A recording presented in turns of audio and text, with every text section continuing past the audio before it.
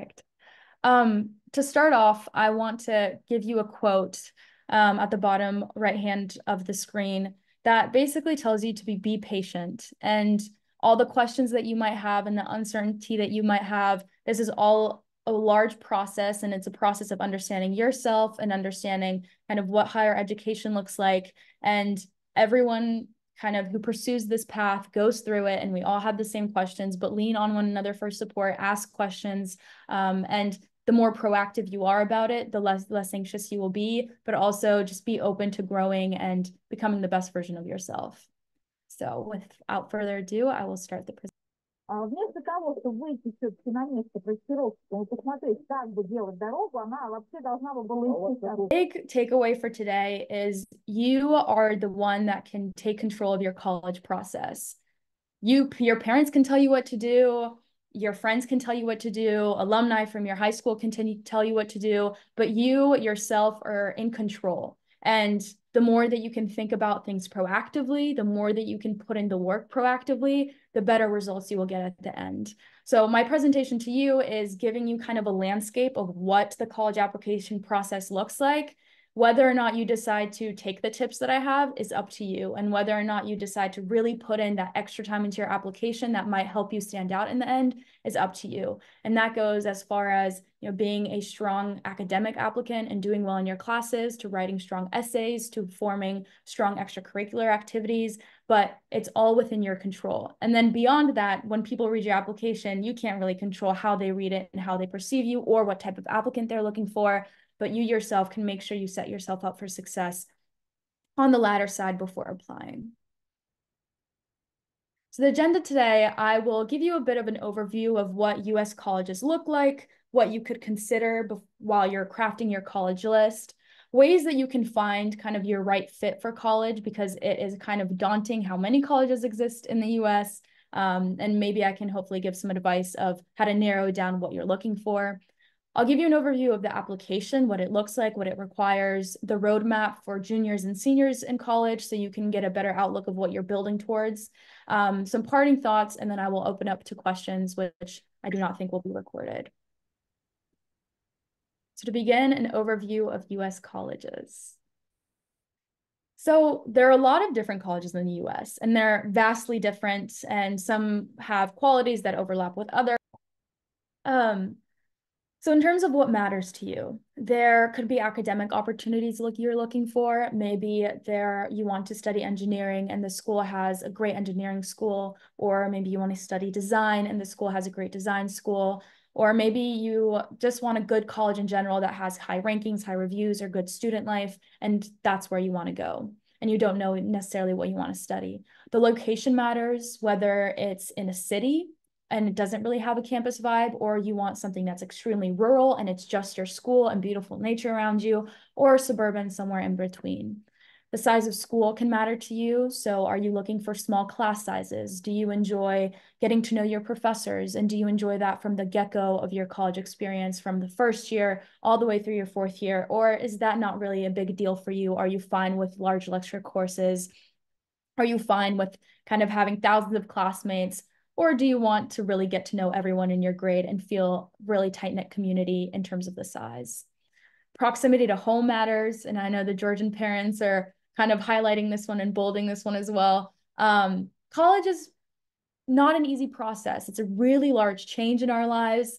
And especially if you are a Georgian, a multi-generational Georgian, and your parents maybe immigrated to the US or you immigrated to the US, that proximity to home was very important and not really thought about very often in Georgia, because kind of the furthest you can get is probably 8 hours from home. But in the US, you could probably get 8 hours from flight from home.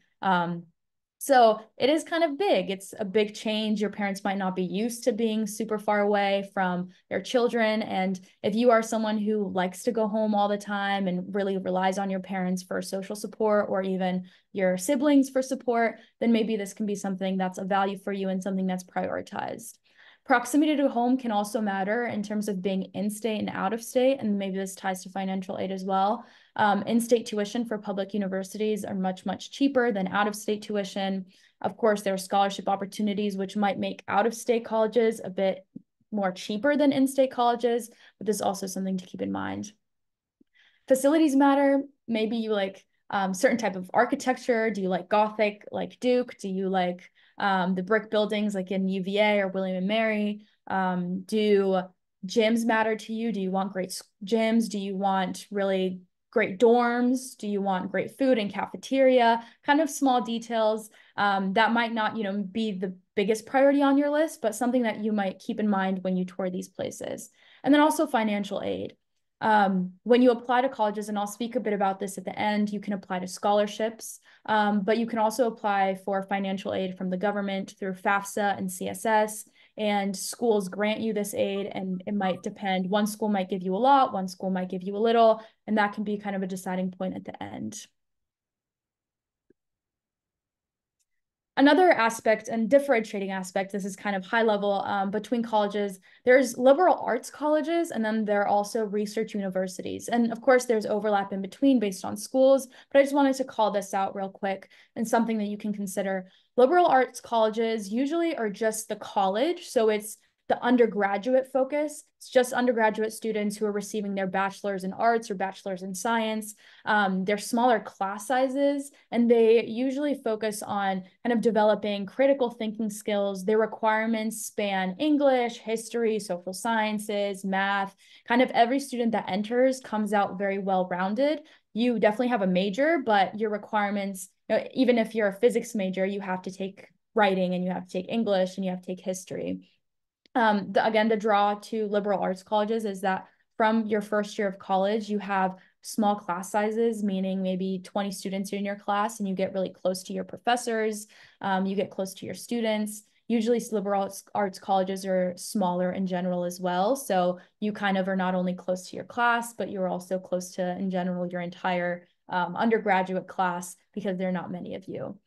Research universities are much, much larger, and they usually have undergraduate and graduate degrees, meaning there might be a graduate business school or a law school or a medical school as well. And while you might not take classes with them, they're still around, and so you have a kind of larger feeling to this university.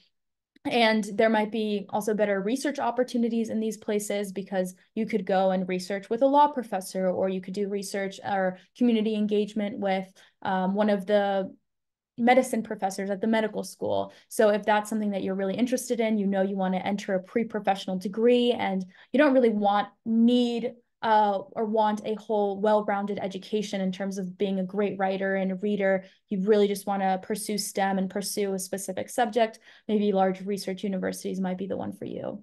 And in terms of kind of class sizes, usually research universities have larger class sizes, but that's more so at the beginning of your undergraduate career. So I went to UVA, and my intro to bio class had around 200 people in each section, and there were 2 sections. So I had a class with 400 people.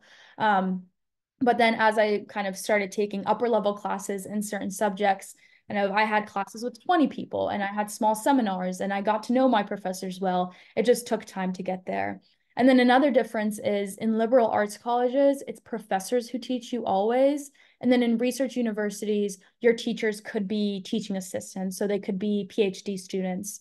I always loved my TAs and I loved my PhD students who taught me. But again, if this is something that kind of doesn't speak to you, it's also another consideration to have.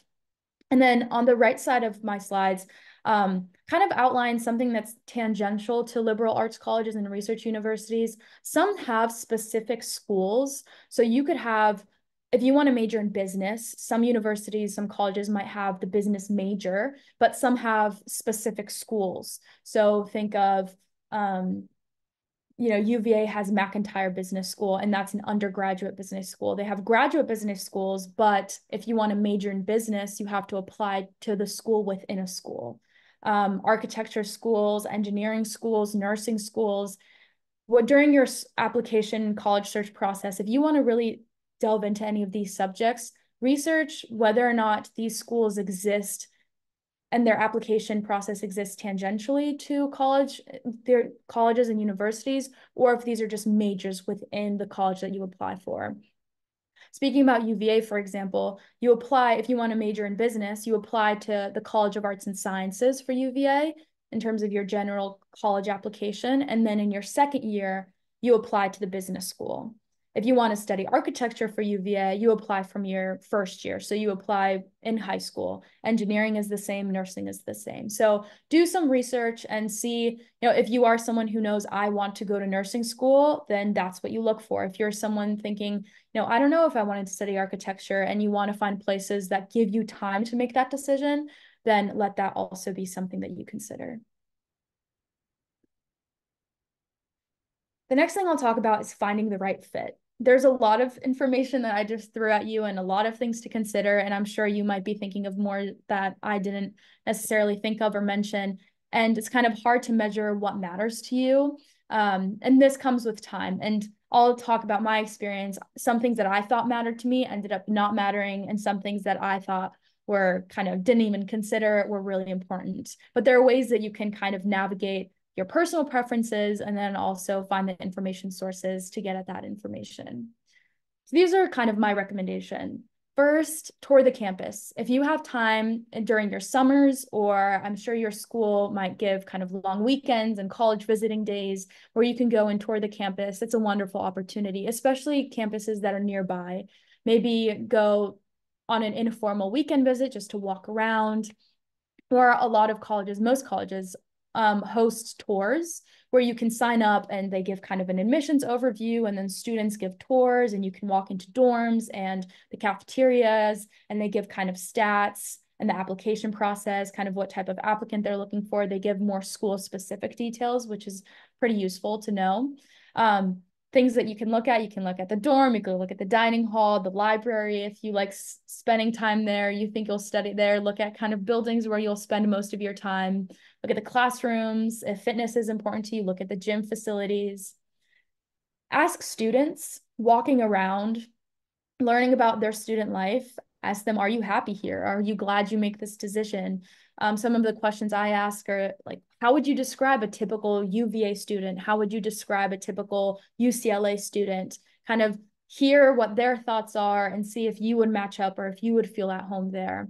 Ask about their academics. Maybe do they feel as if they have enough support? Do they feel as if it's challenging enough, but also supportive enough throughout the process? But then also take everything with a grain of salt. And even the things I tell you, take it with a grain of salt.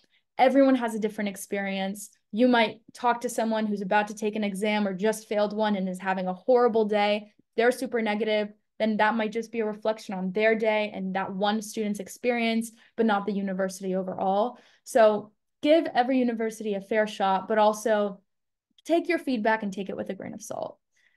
Do research online. Always look at websites. There's sometimes virtual tours if you're unable to go and visit the campus in person. Look at kind of student life pages. See what type of events they have and what type of traditions schools have, and see if those kind of speak to you, if you get excited over them, if that's something that even matters to you. Do you really care about a thriving social life during college? Do you care about large events or different opportunities to kind of engage in traditions in colleges?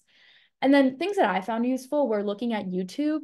There's some students who kind of want to be social media stars in college, and they make kind of day in my life videos during college. So they kind of show going to class and when they study, and you can kind of get a sneak peek into what a typical day in the life might look like for you and see if you like and can imagine yourself there.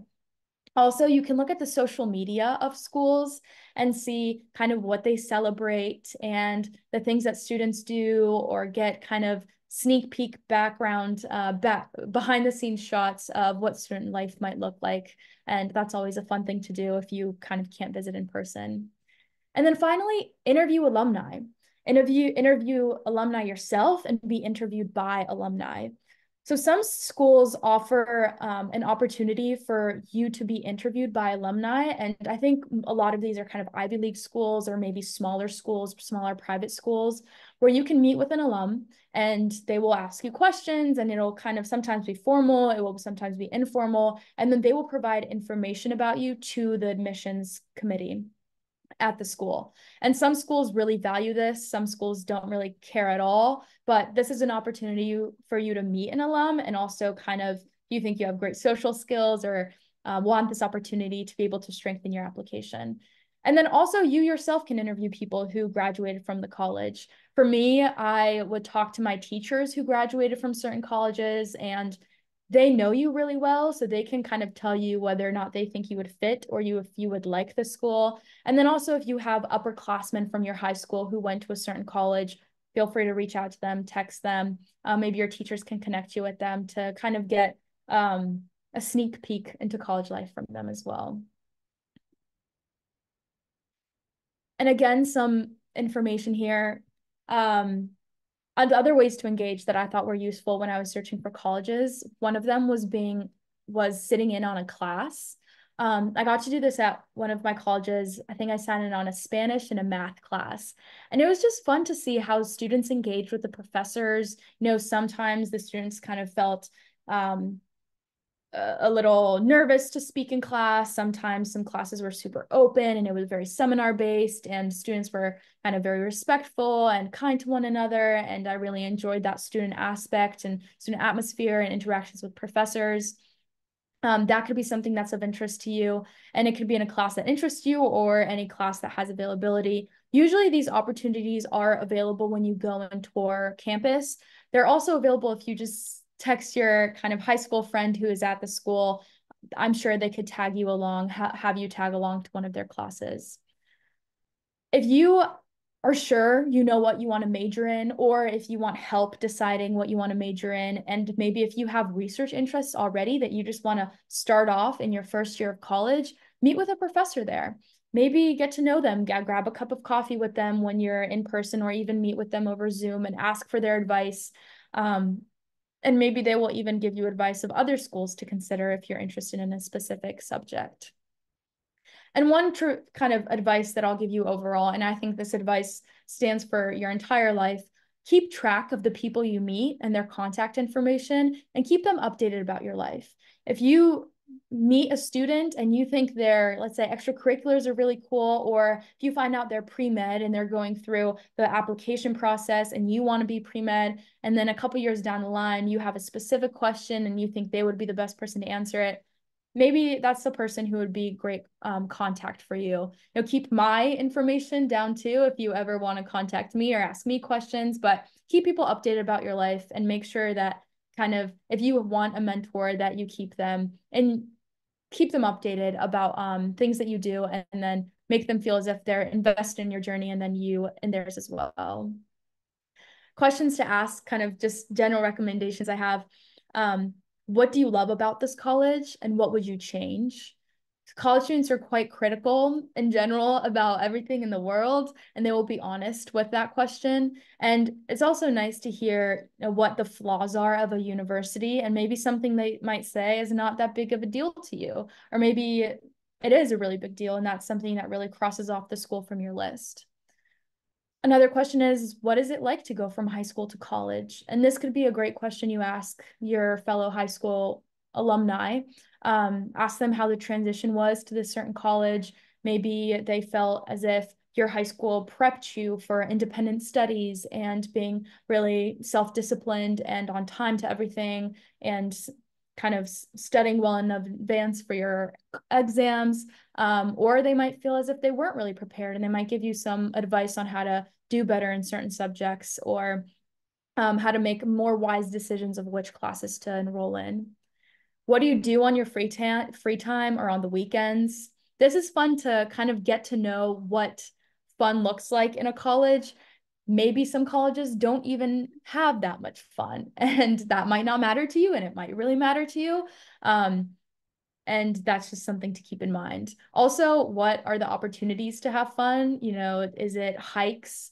Are there vineyards that you can go to? Are there concerts on the weekends? Is it in a big city, so there's just a multitude of things to do? Or is it in a rural town and it's a lot of student organizations that have events? And kind of you want to make sure that maybe the college that you're going to maximizes the opportunities for connection and for you to use your free time the way that you would like. And then what is it like to live here? Do you enjoy it? Do you want to get out? Do you wish you had more time? Finally, won't spend too much on this time on this slide, but some schools track demonstrated interests, and kind of it's on you to research whether or not that's a thing. So some schools will like to see that you visited them, or you emailed an admissions counselor, or you've talked to students, or you interviewed with alumni. So if that's kind of a school that you're really interested in and it does this, make sure you start demonstrating that interest early on and that you show and interact with them throughout your application process.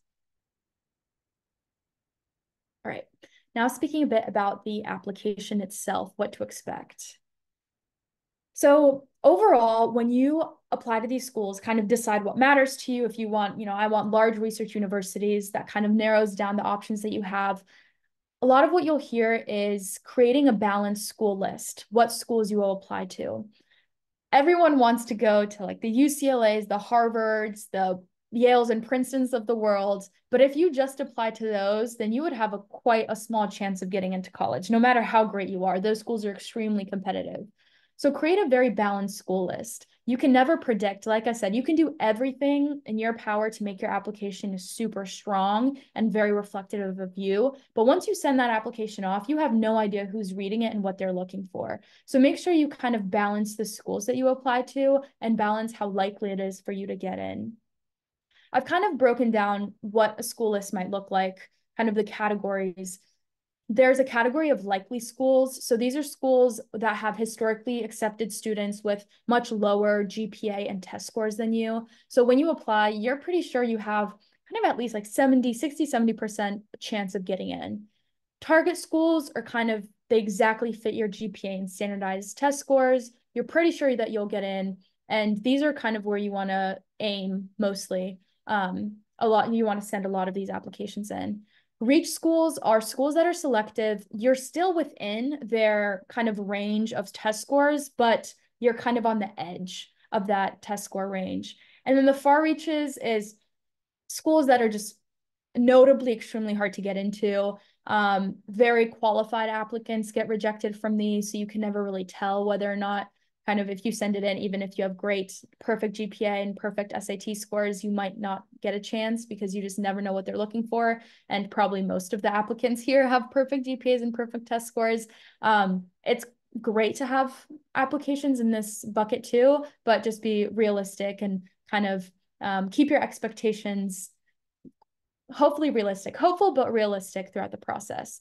But I would recommend, if you're applying to 12 schools, 333 each, or maybe do a bit more on the target and reach categories, maybe less so in the far reach. Or if you just really are looking for a lot of scholarship money or a lot of financial aid, then maybe target more of your applications towards the likely and target categories, because those will be those schools that really want you for your academic rigor.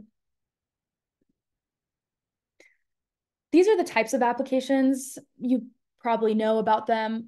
You have early decision applications, early action, and regular decision applications.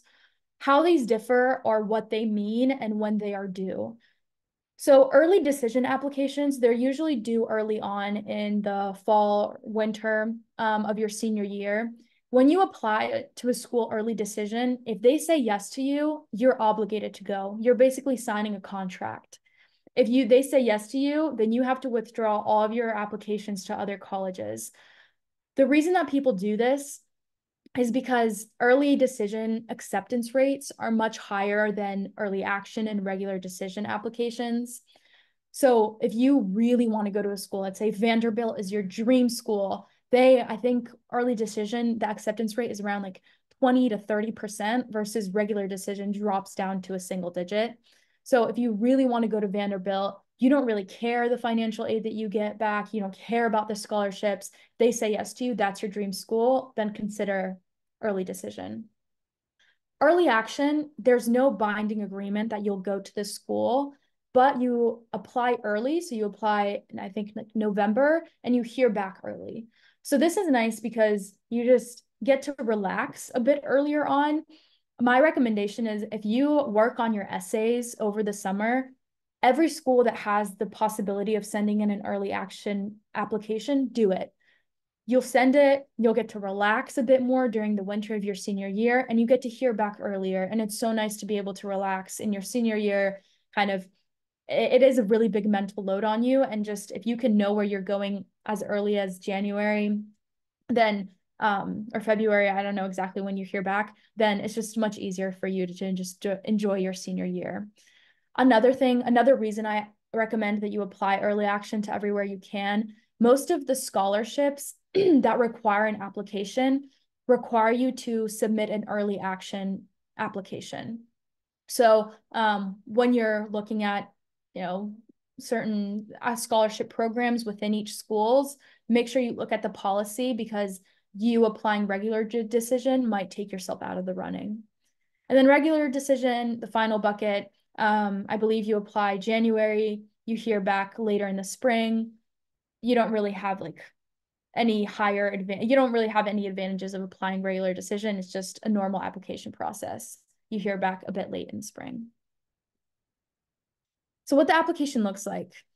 Most schools in the US use what's called the common application, and some colleges don't. They might have their own separate application, or they might use a different general application. What it looks like is on the left-hand side, you go through kind of your demographics, you talk about a bit about your family, your education, like where you went to high school, your test scores you input, then you input your activities. So I believe it's 10 activities that you do, and you describe kind of your position in those activities. So let's say you played sports. You played varsity tennis for 4 years. You devoted 10 hours a week to varsity tennis, and you did that for the entire semester, every single year. So that's something you input. Or maybe it's volunteer activities that you input, or work or family responsibilities. Very broad range of definitions for what you can include here, but you include what matters to you. And then finally, you have your massive kind of personal statement essay that you write. The prompts for the personal statement essay are vast. I think there's 10 prompts, and the last one is create your own prompt. So you can basically write about whatever you want. And the second seminar that I host with the Georgian Association will be more about kind of writing a personal statement. And that's probably one of the most important parts of your application to help you stand out. And that's also done through the Common App. So what happens is you write your main essay in the Common application, and then through this kind of portal, you can click all the schools that you want your essays and your activities to go to. And then you have subpages of those colleges. And then if a college has other mini essays, then you write it in the portal, and you write all your mini essays, and you can send the whole thing off at the same time.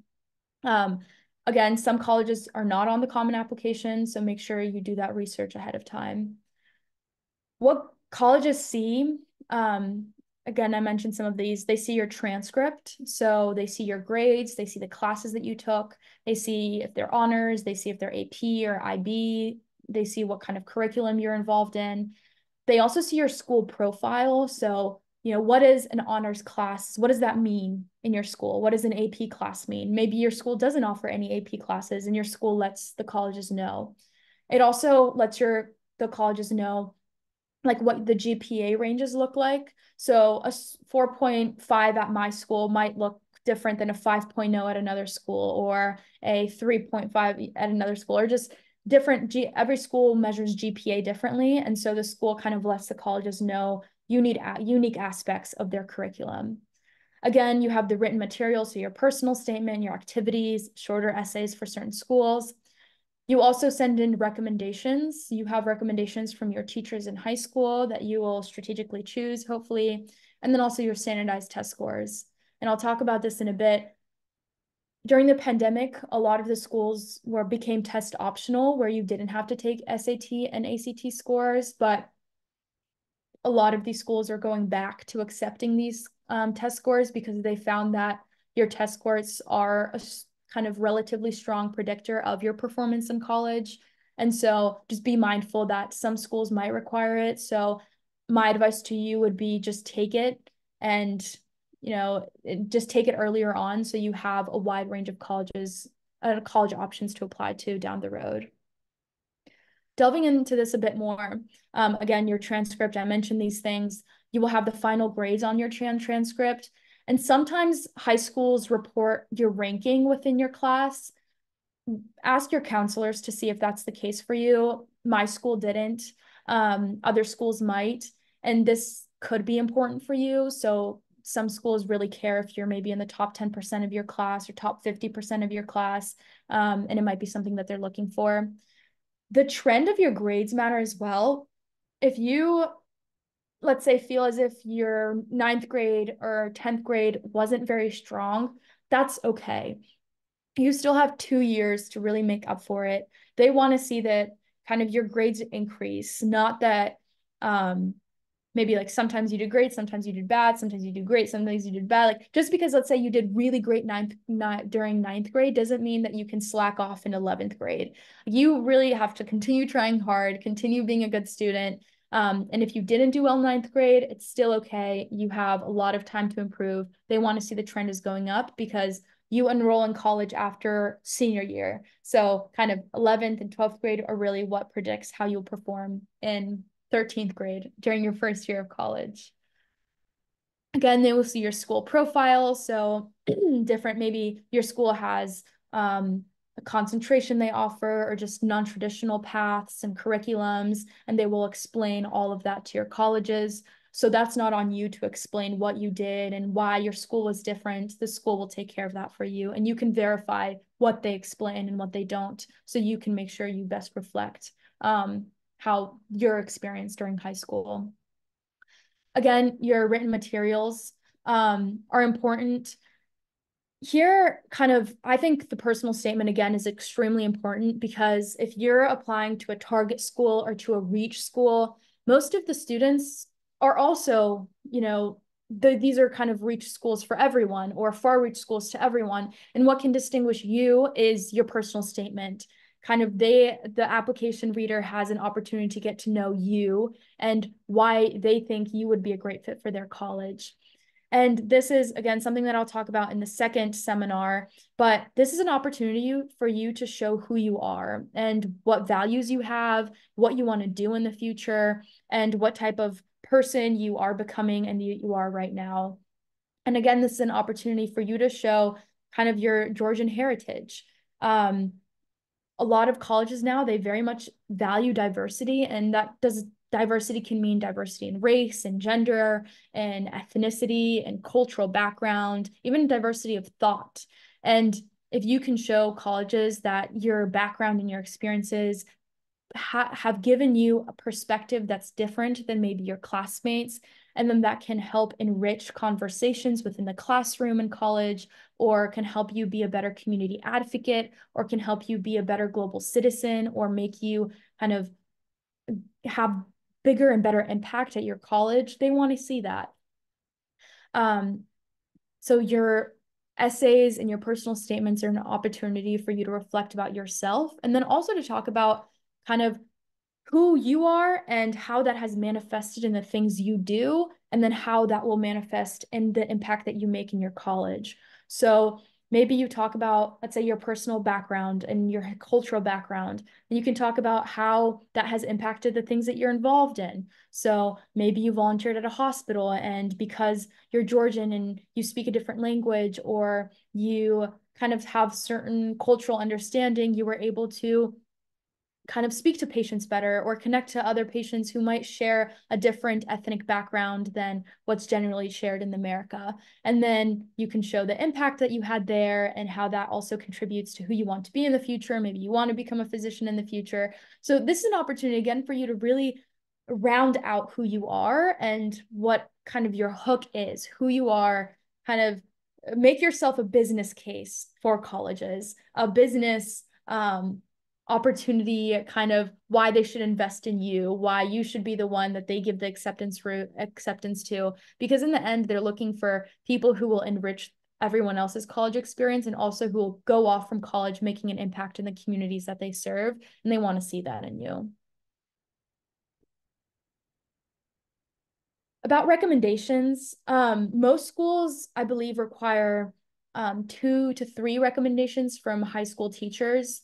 Choose teachers that know you very well, and also choose teachers that when you were in their class, you did very well. So you were active in the discussions, you raised your hand often, you were kind to your classmates, you excelled also and academically and also on a personal level. Some bonuses kind of bonus advice that I'll give you. It'd be awesome if the professor or the teacher that you ask a recommendation for has known you throughout multiple years of high school. So maybe they can speak to your development. Maybe if that's something that's important to you that I mentioned before, if maybe in ninth grade you didn't do so well, but in 10th grade, 11th grade, you were a great student. Maybe you went through hardship. And that's something that you want a teacher to also explain and to testify that you have tried so hard and you've been resilient and you have kind of excelled academically as time has passed. Maybe choose a teacher that has known you through that difficult time. If, let's say, you are applying to an engineering school, or if you're applying to an architecture school and you want to show the school that you have a certain talent in the subject, maybe choose a teacher who teaches those subjects to you. This might not be very relevant if you're applying to a general subject or you don't know what you want to study in college, but this could be a way that you can show what you shine in. My personal advice, again, take everything with a grain of salt, but I have found that having at least one English or history teacher to write you a recommendation is quite strategic and pretty useful because they write very well and they can kind of very well describe what type of student you are, what values you have, the aura that you have, how you contribute very well. And also, if you think back to your report cards, probably your physics teacher wrote down 2 sentences, but your English professor wrote down a beautiful paragraph explaining how you contribute to the classroom. Look back at those report cards and see those that spoke highly of you and those that wrote well, and be a bit strategic in who you ask for those recommendations. One thing that I didn't do that I told my brother to do when he was applying to college is to meet with the people who write your recommendations letters. They have written dozens throughout their career, maybe hundreds, and some might be open for you to go to them and say, this is what I really want you to highlight from kind of our interactions together. I really want you to show that I kind of strive to do XYZ in the classroom, or I really want you to talk about my extracurricular activities and the club events that I host and the impact that that has had on our high school community. You could also ask them for advice and say, what can I improve on between junior and senior year? How can I be a better student? And maybe if they give you that advice and you implement it, then they could also write about how you are dedicated to growing and being a better student and kind of fulfilling your potential. And then finally, standardized testing. I talked a bit about this. There are multiple options online for you to practice different standardized tests. Kind of a main decision that you have to make kind of earlier on is whether or not you're going to take the ACT or the SAT.